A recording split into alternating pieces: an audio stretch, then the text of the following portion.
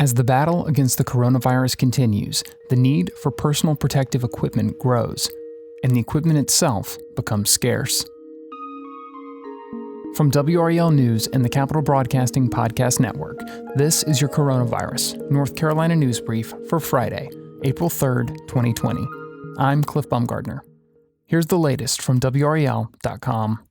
Today, Governor Roy Cooper said North Carolina has received only 33% of the supplies the state has requested from the national stockpile, and more shipments aren't expected anytime soon. Speaking at a press conference today, Cooper said the state is looking to other sources for the personal protective equipment needed in the fight against the virus. Here in North Carolina, we're encouraging manufacturers across the state to shift their production lines to create the mask, gloves, gowns, and other materials that we so desperately need. This morning, North Carolina passed a new benchmark in the ongoing pandemic, with more than 2,000 confirmed cases of COVID-19 reported in the state. At the time of recording, at least 23 North Carolina residents have died, as well as 2 people traveling through the state. With so much of the news right now being worrying and overwhelming, here on the News Brief, we want to cap the week off by highlighting people in our community who have stepped up and helped in these times of need, through gestures big and small. We're calling them neighborhood heroes and asking for your stories to share here on the podcast. We hope they send you into the weekend with a little inspiration and humanity. Enjoy. My name is Danny Williams, and I am the transportation supervisor for Johnson County Public Schools.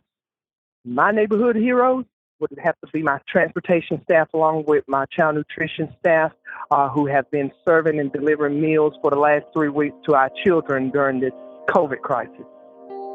We travel about 500 miles a day with 13 buses, and last week our grand total for 10 days was 55,000 meals served.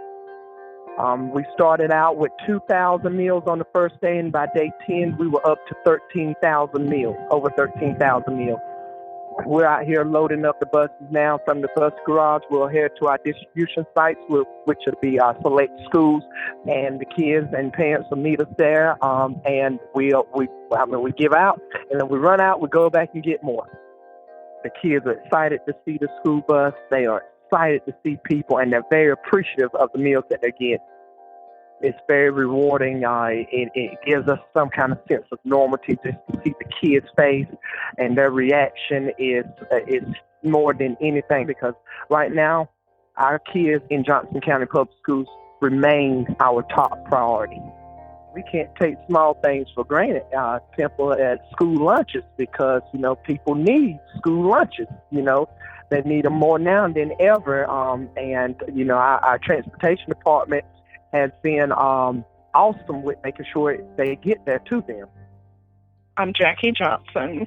Sometimes in our neighborhood, through Nextdoor, which is a forum for the community, they'll ask, let's for Christmas, when we're going to put up our lights, and we have contests, who has the yard that's decorated the best. And so we got one about bears. Since with social distancing, kids can't go and play, but they walk in the neighborhood. Parents take their kids for outings. And they said, let's just have a bear hunt would be a good idea. And I thought, that sounds great. So I'll put the big bear out. This big bear is probably, 6 feet tall, and he's chubby. So I put a T-shirt on him. I thought, but that's not enough. I'll see if I can get a headband big enough for him. I had a boa that was green, and I put that around his arm so he looked like he had a bracelet on. And we have rocking chairs sitting on the front porch. And I'll put the big bear in the big rocking chair. And I'll put these other little bears around them. And then I posted on our Nextdoor forum that the bears are out and ready. They can barely wait to see the kids and you strolling through the neighborhood. My neighborhood heroes are the bears. We invite you to nominate your #neighborhood hero by sharing their story on social media or using the nomination form at WRAL.com/hero. This has been your Coronavirus North Carolina News Brief for Friday, April 3rd, 2020. If you like the information you get from this podcast, please consider giving us a rating and a review in whatever podcast app you use.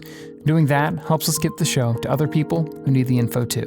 And while you're there, be sure to subscribe so every new episode is delivered straight to you. Thanks for listening.